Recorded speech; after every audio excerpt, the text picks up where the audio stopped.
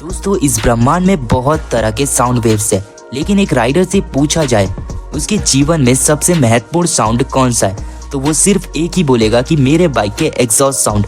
क्योंकि सही में इस ब्रह्मांड में बहुत लोग हैं जो कि बाइक से बेतहा मोहब्बत करते हैं, और उसकी आवाज़ से तो पूछो मत। तो मेरे कहने पर एक बार इस साउंड को सुनो और महसूस करो, और कमेंट करके जरूर बताना आप बाइक से कितना ज़्यादा प्यार करते हो।